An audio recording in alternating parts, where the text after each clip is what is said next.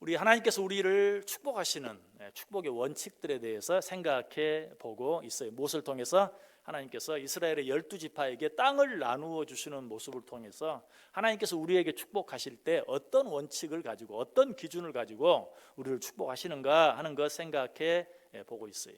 자, 네 지파에게 땅을 나누어 주는 모습 생각해 보았죠. 맨 먼저 요셉의 두 아들인 에브라임 지파와 므낫세 지파에게 하나님이 땅을 주시는 모습을 통해서 첫 번째 원칙은 뭔가? 수대로, 수가 많으면 많이 주고 수가 적으면 적게 주는. 사실 에브라임 지파와 므낫세 지파는 12지파 가운데 가장 수가 많은 지파는 아니에요. 각자로 따지면 가장 많은 지파는 아닌데 이 두 지파를 합하면 이스라엘 12지파 가운데 수가 가장 많은 유다 지파보다도 더 수가 많아요. 그래서 에브라임 지파와 므낫세 지파에게는 가장 큰 땅을 주었다 하는 걸 생각해 보았죠. 또 에브라임 지파와 므낫세 지파에게 땅을 주는 모습을 통해서 또 한 가지 우리가 배운 하나님의 원칙은 무엇이었습니까? 에브라임과 므낫세는 누구의 아들이라고요? 요셉의 두 아들이라고 그랬어요. 그런데 왜 이들로 말미암아 이들은 두 지파를 이루게 했는가? 사실은 요셉 지파, 요셉 한 지파면 돼요.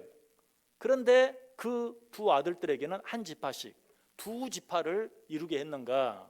그것은 부모가 가진 그 믿음을 보고 하나님께서 특별한 은혜를 주셨다. 특별한 축복을 주셨다. 이 사실을 통해서 우리가 정말 자녀들 앞에서 얼마나 좋은 믿음의 본을 보여야 하는가 하는 것도 생각해 보았어요. 그리고 또 다른 두 지파에게 땅을 주었죠. 누구와 누구입니까? 스불론 지파와 이사갈 지파. 이 스불론 지파와 이사갈 지파에게 땅을 주는 그 모습을 통해서 우리가 배운 것은 무엇입니까? 하나님께서 땅을 주실 때는 은사대로 땅을 주신다 하는 것이었어요. 은사대로. 스불론 지파는 어떤 은사를 가졌어요? 밖으로 나가기를 좋아하는 그런 은사를 가졌어요. 그래서 그들에게는 어떤 땅을 해변가에 있는 배를 타고 나가서 무역하고 장사해서 돈을 벌 수 있는 그런 땅을 주었다. 이사갈 지파는 어떤 지파예요? 그냥 집안에 장막에 머물러 있기를 좋아하는 그런 지파였어요. 그래서 이 이사갈 지파에게는 갈릴리 땅 남쪽에 있는, 그러니까 어때요? 갈릴리에 있는 물이 많이 풍성히 흘러내리는 아주 비옥한 땅, 그래서 농사짓고 정착해서 농사짓고 목축하기 좋은 땅을 그들에게 주었다. 이 모습을 통해서 우리가 뭘 배웠어요? 하나님 우리에게 축복을 주실 때는 그냥 뭐 다 똑같이 주는 게 아니라 우리에게 주어진 은사에 따라서 우리를 축복하신다 하는 것 생각해 보았어요. 자, 네 지파에게 땅을 나눠줬으니까 이제 몇 지파 남았어요? 8지파가 남아있죠. 그런데 오늘 성경에 보면 몇 지파가 남아있다고 말해요? 7지파가 남아있다고 말해요. 그 이유는 무엇입니까? 오늘 본문 7절에 보면 그 이유가 나와 있는데 레위 지파가 있는데 레위 지파에게는 땅을 주지 않았어요. 레위 지파는 어떤 지파입니까? 제사장 지파예요. 제사장 지파는 그저 세상의 생업으로 인하여 하나님께서 맡기신 영적인 일에 방해받지 않게 하기 위해서 그들에게는 땅을 주지 않았어요. 너희는 다른 지파들에서 나오는 하나님께 드리는 제물로 먹고 살아라 하고 땅을 주지 않았어요. 레위 지파를 빼니까 어때요? 7지파가 남은 것이죠. 7지파는 에브라임 지파나 므낫세, 스불론 지파나 이사갈 지파처럼 이렇게 각자에게 땅을 나누어 주지 아니하고 그들에게는 일괄적으로 땅을 나누어 주시는 모습이 나와 있는데 그 모습을 통해서 우리는 하나님께서 우리들을 축복하시는 또 한 가지 원칙, 또 한 가지 기준을 발견하게 돼요. 그 원칙이 무엇인가? 4절 보세요. 너희는 각 지파에 세 사람씩 선정하라. 내가 그들을 보내리니 그들은 일어나서 그 땅에 두루 다니며 그들의 기업에 따라 그 땅을 그려가지고 내게로 돌아올 것이라.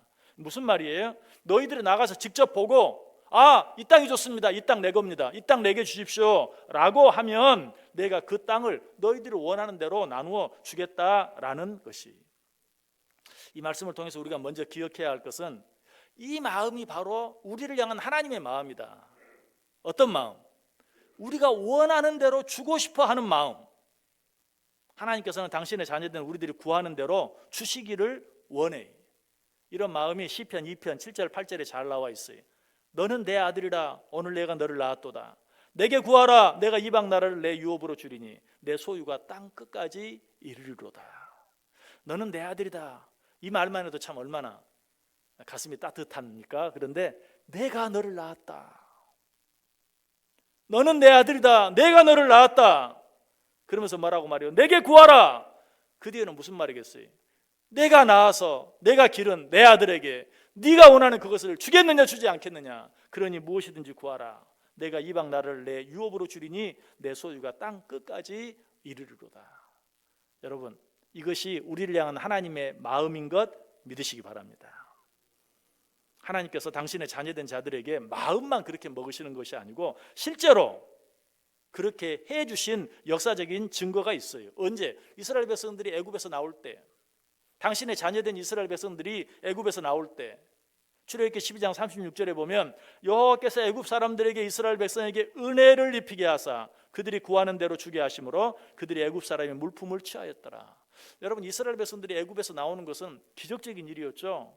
그들이 애굽에서 죽지 않고 살아 나올 수만 있으면 그것은 기적이에요. 그런데 방금 읽은 이 말씀 보니까 이스라엘 백성들이 애굽에서 나오는데 단순히 목숨만 간신히 건져내서 나온 것이 아니라 애굽 사람들의 물품을 취하여 나왔다.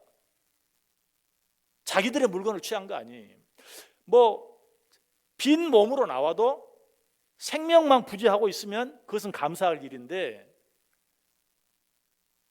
빈 몸으로 나오는 것이 아니라 물품을 가지고 나왔다. 그 물품도 자기들이 쓰던 물품 가지고 나온 게 아니고 자기들의 주인이었던 애굽 사람들의 물품을 가지고 애굽에서 나왔다라고 말하고 있어요. 이거는 도무지 있을 수 없는 그야말로 기적이었어요. 그런데 왜 그렇게 되었다? 하나님께서 그들에게 은혜를 베푸셔서 그렇게 되었다. 그래서 그들이 애굽에서 나오는데 지금 나간다 그러면 내 보내줄지 내 보내주지 않을지 그것도 모르는데 그들이 나 지금 가야 되니까 필요한 물건 좀 주세요. 나 지금 먼 길 가야 되는데 필요한 돈 좀 주세요 라고 말하면 그들이 구하는 대로 주게 해 주셨다라는 것이. 그런데 이처럼 놀라운 은혜가 이스라엘 백성들이 출애굽할 때 그들에게만 주어진 특별한 은혜였는가? 아니, 신약시대에 살고 있는 우리, 지금 우리가 신약시대에 살면서 신앙생활하고 있는 우리들에게도 그런 은혜가 동일하게 주어졌어요. 어떻게 알 수 있는가? 예수님께서 산상수훈에서 우리에게 주신 말씀, 아마 여러분 가운데 모르는 분이 한 분도 없을 만큼 가장 잘 알고 가장 잘 알려진 말씀, 마태복음 7장 7절 8절 말씀, 구하라 그리하면 너희에게 주실 것이요 찾으라 그리하면 찾아낼 것이요 문을 두드리라 그리하면 너희에게 열릴 것이니 구하는 이마다 받을 것이요 찾는 이는 찾아낼 것이요 두드리는 이에게 열릴 것이니라. 하나님이 이스라엘 백성들에게 너희들 이 땅에서 나가면서 그냥 나가지 말고 애굽 사람들에게 너희들이 필요한 물품을 구해라, 내가 구하는 대로 주게 하겠다. 그 말씀과 예수님께서 산상수훈을 통해서 구하라 그리하면 주실 것이요 찾으라 그러면 찾을 것이요 두드리라 그러면 열릴 것이다, 동일한 말씀이. 이스라엘 백성들이 출애굽하면서 받은 은혜와 축복, 그 은혜와 축복을 오늘 우리들도 동일하게 받아 누릴 수 있게 하셨다는 것이. 우리 하나님 그런 하나님이 우리가 구하기만 하면 우리가 구하는 대로 주시기를 기뻐하시는. 그런데 더 놀라운 것은 그냥 우리가 구한 그것만 주시는가? 아니, 그것을 주시면서 구하지 아니한 것까지도 우리가 구한 것 이상으로 내가 구한 것보다 더 좋은 것으로 주시기를 원하시는 분이 우리 하나님이시다. 그 증거도 성경에 나와 있어요. 열왕기상 3장 5절에 나와 있는데요, 제가 한번 읽어볼게요. 기브온에서 밤에 여호와께서 솔로몬의 꿈에 나타나시니라. 하나님이 이르시되 내가 내게 무엇을 줄꼬 너는 내게 구하라. 여러분 이 장면 잘 아시죠? 솔로몬이 하나님께 일천번제를 드리고 기브온에서 잠을 자는데 그 꿈에 나타나셨어요. 하나님이 꿈에 나타나 뭐라고 말해요? 너는 내게 무엇을 주기를 원하느냐? 내가 너에게 무엇을 줄까? 라고 구해요. 여러분 그때 솔로몬이 뭐라고 말합니까?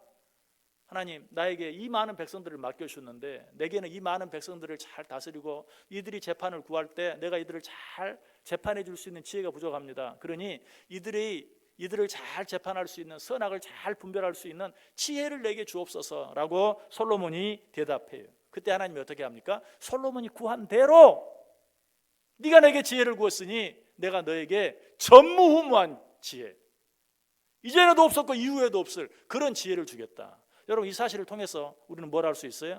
그냥 솔로몬은 재판을 잘 할 수 있는 지혜를 달라고 그랬는데 하나님은 어때요? 이전에도 없었고 이후에도 없는 전무후무한 일상 최고의 지혜, 그러니까 솔로몬이 구한 것보다 더 좋은 지혜를 허락해 주신 것이. 거기서 끝났습니까? 거기서 또 한 걸음 더 나아가죠. 자, 우리 성경 한번 같이 읽어보겠습니다. 열왕기상 3장 12절 말씀 같이 읽습니다. 시작. 내가 내 말대로 하여 내게 지혜롭고 총명한 마음을 주노니 내 앞에도 너와 같은 자가 없었거니와 내 뒤에도 너와 같은 자가 일어남이 없으리라. 아멘.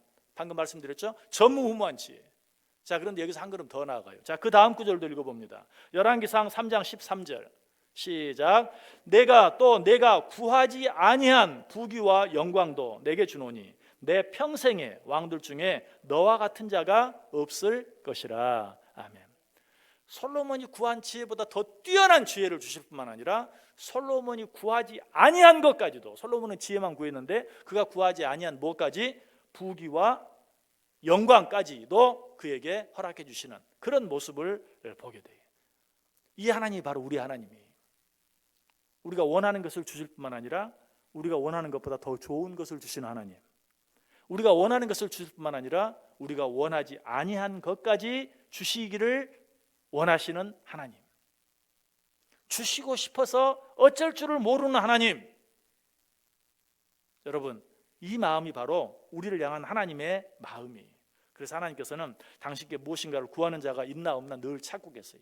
누가 구하면 또 귀찮게 하네, 이게 아니고 누가 나에게 뭐 좀 달라고 구하는 자가 있나 없나 늘 그냥 찾아요. 주고 싶어서. 시편 53편 2절에 보면 그 하나님 마음이 잘 나와 있어요.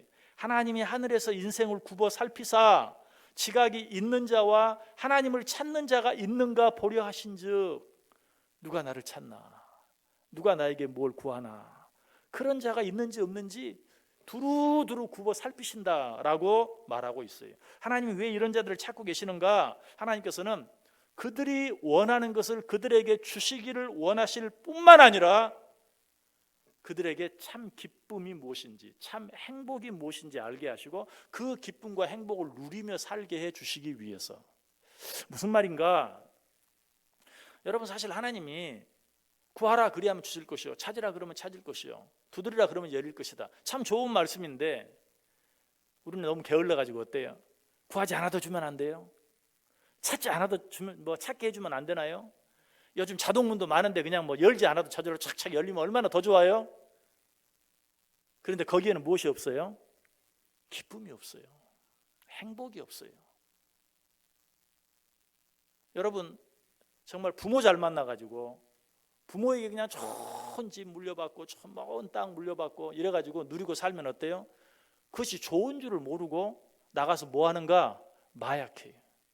그러니까 그냥 재벌들 자녀들이 세상 모든 것을 다 얻고도 우리들이 평생 애쓰고 노력해도 얻지 못할 것을 갖고 있으면서도 기쁨을 몰라요. 행복을 몰라요. 그러니까 그 기쁨을 찾아, 행복을 찾아 마약까지 하는 거예요. 구하지 않아도 막 주어지고 찾지 않아도 막 찾아지고 두드리지 않아도 막 열려지면 거기에는 기쁨과 행복이 없어요. 그래서 하나님이 주고 싶으면 그냥 주시지. 누가 달라고 하나? 뭘 그걸 그렇게 눈을 이렇게 부릅뜨고 찾고 계시는가? 그렇게 하는 자에게 주어야 그에게 기쁨이 있고 행복이 있기 때문에 누가 나를 찾나, 누가 나에게 달라고 하나 하는 자를 이리저리 찾고 계시다가 그런 자가 눈에 띄면 원하는 것뿐만 아니라 원하는 것보다 더 좋은 것으로, 원하는 것뿐만 아니라 원하지 않은 것까지 그에게 허락해 주심으로 뭘 주시기를 원하신다? 궁극적으로 기쁨과 행복을 주시기를 원하신다. 여러분, 그러므로 하나님을 간절히 찾고 또 그에게 무엇을 구하는 자는 내가 찾고 구하는 것만 얻는 것이 아니라 덤으로 뭘 얻어요? 기쁨을 얻고 행복을 얻어요. 하나님께 찾고 구하는 자들만. 그러니까 사실 보면요, A라는 사람이 있고 B라는 사람이 있어요. 두 사람이 똑같이 좋은 것 똑같은 만큼 가지고 있어요. 그럼에도 불구하고 하나님께 기도하고 구하는 자는 그것으로 말미암아 기쁘고 행복하지만 똑같은 것을 가지고 있는데 하나님께 구하지 않는 자는 어때요? 기쁨이 없어요. 행복이 없어요. 마태복음 13장 45절에 보면 천국은 마치 좋은 진주를 구하는 장사와 같다. 좋은 진주를 발견하고 그것을 얻기 위해서 자기의 모든 것을 쏟아붓는 그것이 천국이다 라고 말하고 있어요. 여러분, 천국은 예수를 믿는 모든 자들에게 주어져요. 그러나 이 세상에 살면서도 누릴 수 있는 천국의 기쁨은 그 기쁨을 간절히 찾고 구하는 자에게만 주어지는 것이. 천국은 하나님의 은혜로 하나님의 택함을 받은 자들에게 거저 주어져요. 그러나 천국의 기쁨은 간절히 찾고 구하는 자들에게만 주어지는 선물이다. 그래서 예수님께서 마태복음 11장 12절에서 뭐라고 말하는 줄 아세요? 우리 같이 한번 읽어볼까요? 마태복음 11장 12절 말씀 시작. 세례 요한의 때부터 지금까지 천국은 침노를 당하나니 침노하는 자는 빼앗느니라. 아멘. 천국은 은혜로 거저 주어지는 것이, 그러나 이 세상에 살면서도 누릴 수 있는 천국의 기쁨은 빼앗는 자의 것이다. 천국은 빼앗을 수 없어요. 하나님이 은혜로 주시는 것이기 때문에 그 은혜를 받은 자들만이 누릴 수 있어요. 그러나 이 세상을 살면서 천국의 기쁨은 침노하는 자의 것이다, 빼앗는 자의 것이다, 찾고 구하는 자의 것이다 라고 우리에게 말하고 있어요. 이처럼 하나님께서는 자기를 찾고 구하는 자들에게 구한 대로, 아니 그 이상으로 넘치도록 풍성하게 부어주시는 분이시다. 그래서 히브리서 기자는 이 하나님을 어떻게 소개하는가 역시 한번 우리 같이 또 읽어봅니다. 히브리서 11장 6절 말씀 시작.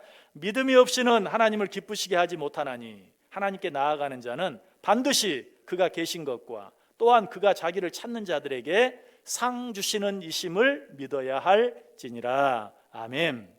자, 믿음에 대해서 설명하는 구절이죠. 믿음이란 무엇인가? 자기를 찾는 자들에게 상 주시느니, 하나님은 자기를 찾는 자들에게 상 주시는 이라는 사실을 믿는 것, 이것이 믿음이다 라고 말하고 있어요. 여러분, 하나님께로부터 정말 놀라운 상을 받아 누리기를 원하십니까? 어떻게 하면 돼요? 찾고 구하고 두드리세요. 하나님이 누가 그렇게 하는지 지금 눈을 부릅뜨고 보고 계세요. 그 눈에 띄기만 하면 우리가 구하는 것은 물론이요, 구하는 것보다 훨씬 더 좋은 것, 구하지 아니한 것까지 우리에게 풍성하게 허락해 주신다. 마태복음 20장에 보면 맹인 두 사람이 나와요. 앞을 못 보는 맹인 두 사람이 길가에 앉았다가 예수님이 지나간다는 소리를 들었어요. 그래서 막 소리치죠. 뭐라고? 주여 우리를 불쌍히 여기소서, 다윗의 자손이여 우리를 긍휼히 여기소서 라고 소리칩니다. 얼마나 소리를 터쳤는지 예수님과 함께 간 제자들이 조용해, 왜 이렇게 떠드느냐, 왜 이렇게 시끄럽게 하느냐, 지금 예수님이 지나가시는데 너희들 왜 이렇게 시끄럽게 하느냐라고 꾸짖죠. 그러나 그 말을 들은 소경들이 잠잠했습니까? 그러지 않았어요. 오히려 더 크게 소리를 지릅니다. 뭐라고? 다윗의 자손 예수여 우리를 불쌍히 여기소서, 우리를 긍휼히 여기소서 하면서 더 크게 소리를 질러요. 그때 예수님께서 어떻게 하십니까? 마태복음 20장 32절 33절 보니까 예수께서 머물러 서서 그들을 불러 이르시되 너희에게 무엇을 하여 주기를 원하느냐. 그들이 그렇게 소리치고 외치니까 드디어 예수님이 뭐라고 말해요? 내가 너희에게 무엇을 하여 주기를 원하느냐라고 물어요. 그때 소경들이 뭐라고 말합니까? 주여 우리의 눈 뜨기를 원하나이다. 그래서 예수님께서 어떻게 하십니까? 예수께서 불쌍히 여기사 그들의 눈을 만지시니 곧 보게 되어 그들이 예수를 따르는지라. 그들이 원하는 대로, 구하는 대로 그들의 눈을 뜨게 해 주셨어요. 여러분, 오늘도 하나님께서 우리에게 묻습니다. 뭐라고 묻습니까? 내가 너희에게 무엇을 하여 주기를 원하느냐? 라고 묻고 있어요. 여러분, 이 물음에 여러분 뭐라고 대답하시길 원합니까? 이때 우리가 주님께 나는 이것을 원하나이다, 그 두 맹인들이 주여 눈 뜨기를 원하나이다 라고 대답했던 것처럼 우리도 분명하게 우리의 원하는 것을 대답할 수 있어야 돼. 이때 망설이면 안 돼. 내가 뭘 원하지? 그러면 안 된다는 것이에요. 내 안에 분명한 소원이 있어야 돼. 하나님께서 내게 언제라도 내가 내게 무엇을 줄고 솔로몬에게 물었던 것처럼 두 맹인에게 내가 너희들에게 무엇을 하여 주기를 원하느냐 라고 물었을 때 내가 주님께 대답할 수 있는 분명한 소원, 분명한 기도의 제목이 내게 있는지 확인해 보아야 돼요. 여러분, 하나님께서 솔로몬에게 내가 내게 무엇을 줄고 라고 말한 것은 어느 때였죠? 꿈에 그랬어요. 솔로몬이 일천 번제를 마치고 기브온에서 잠을 자고 있는데 하나님이 꿈에 나타나서 내가 내게 무엇을 줄꼬? 라고 말했는데 꿈 속에도 솔로몬은 지체하지 아니하고 분명하게 하나님께서 내게 맡기신 백성들을 잘 재판할 수 있는 지혜를 주옵소서. 언제라도? 꿈에라도. 여러분, 꿈에라도 하나님이 내게 물으시면 내가 분명하게 대답할 수 있는 분명한 소원, 분명한 기도의 제목, 그것을 여러분이 갖고 있습니까? 그것이 있어야 돼요. 하나님은 그런 자를 찾고 계시는 것이, 여러분 꿈에라도 대답할 수 있는 그런 분명한 소원을 가진 자가 하나님 앞에 기도할 때 확실하게, 분명하게, 간절하게 기도하겠어요? 하지 않겠어요? 말할 필요가 없죠. 하나님은 그런 자의 기도를 들으시고 응답해 주실 준비가 되어 있다. 빌립보서 2장 13절에 보면 이런 말씀이 있어요. 너희 안에서 행하시는 이는 하나님이시니 자기의 기쁘신 뜻을 위하여 너희에게 소원을 두고 행하게 하신다. 여러분, 그러므로 우리 안에 하나님께서 원하시고 하나님이 기뻐하실 만한 소원이 있는지 확인해 보세요. 이게 첫째예요. 하나님 앞에 무엇을 구하기 전에 내 안에 하나님이 기뻐하실 만한 분명한 소원이 있는가, 분명한 기도의 제목이 있는가. 물론 소원 없는 사람은 한 사람도 없죠. 그런데 우리의 문제는 무엇입니까? 하나님이 기뻐할 만한 소원이 아니라 사람들이 원하는 그런 소원, 이 사람도 원하고 저 사람도 그 사람도 원하는, 세상 모든 사람이 원하는 것을 나도 원하는, 그것을 소원이라고 생각해요. 물론 그 소원이죠. 그러나 하나님이 기뻐하는 소원은 아니에요. 자, 여러분 속에 어떤 소원이 있다면 그 소원이 하나님이 기뻐하시는 소원인가 아닌가 하는 것을 먼저 확인해 보세요. 하나님의 뜻에 내가 가진 소원을 비추어 보세요. 하나님의 뜻과 합하는 소원이 있다면 그 소원을 우리가 하나님 앞에 아뢰기만 하면 하나님께서는 들어주지 않을 리가 없죠. 왜? 당신의 뜻에 합한, 당신이 기뻐하시는 일인데 왜 들어주지 않겠어요? 그런데 어떤 소원이 하나님의 뜻에 합한 소원인가? 그거 어떻게 확인할 수 있나요? 일반적으로, 자, 우리 다 부자 되기를 원하죠? 여러분, 부자 되기를 원치 않는 사람 있나요? 다 부자 되기를 원하죠. 또 다 건강하기를 원하죠. 건강하지 않기를 원하는 사람이 있나요? 다 건강하기를 원해요. 그런데 그 부자 되기를 원하는 것이 어떤 사람에게는 하나님의 뜻에 합한 소원일 수 있지만 어떤 사람에게는 하나님의 뜻에 합하지 않은 소원일 수 있어요. 그걸 어떻게 확인할 수 있나요? 한번 물어보세요. 너 왜 부자 되기 원하는데? 그러면 나름대로 부자 되어서, 처음에는 그렇게 얘기하죠. 하나님 일도 많이 하고 부자 얘기하죠. 그리고 나서는 어떻게 할 건데? 라고 물으면 두 번, 세 번 계속해서 물으면요, 글쎄, 점점 그 이유와 목적이 불분명해지는, 여러분, 그것은 하나님께서 원하시는 뜻이 아니에요. 두 번 묻든지 세 번 묻든지 다섯 번 묻든지 10번 묻든지 20번 묻든지 그 목적이 흐려지지 않고 분명하게 말할 수 있는, 나는 이래서 부자 되기를 원하고 나는 이래서 건강하기를 원합니다 라고 끝까지 하나님 앞에 자신 있게 떳떳하게 말할 수 있는 소원이라면 그 소원이 바로 하나님의 뜻에 합한 소원이에요. 그렇지 않다면 그것은 그냥 세상 사람들의 막연한 바람이고 욕심에 불과한 것이, 하나님 앞에 끝까지 하나님이 10번, 20번 묻는다 할지라도 나는 이래서 이렇게 되기를 원합니다, 자신 있게 떳떳하게 말할 수 있는 소원, 이런 소원을 가지고 있어야 한다. 그리고 그런 소원을 하나님 앞에 아뢰일 수 있어야 한다. 오늘 여호수아는 아직 땅을 분배받지 못한 이스라엘 7지파에게 바로 그것을 가지고 오라라고 말하고 있어요. 4절 보세요. 다시, 너희는 각 지파에 사람씩 선정하라. 내가 그들을 보내리니 그들은 일어나서 그 땅에 두루 다니며 그들의 기업에 따라 그 땅을 그려 가지고 내게로 돌아올 것이라. 너희들이 원하는 것이 무엇인지 내게 말하라. 내가 그것을 너희에게 주겠다라고 말하고 있어요. 여러분, 다른 거 다 잊어버리고 내 안에 어떤 소원이 있는지, 그 소원이 하나님 받으시기에 합당한 소원인지, 하나님이 기뻐할 수 있는 소원인지, 하나님의 뜻에 맞는 합한 소원인지 아닌지 한번 확인해 보세요. 그 소원이 하나님의 뜻에 합한 것이라면 하나님 앞에 구하세요. 하나님께서 여러분이 구한 것은 물론이요, 구한 것보다 더 좋은 것으로, 아니 구하지 아니한 것까지 덤으로 보너스로 풍성하게 주실 줄 믿습니다.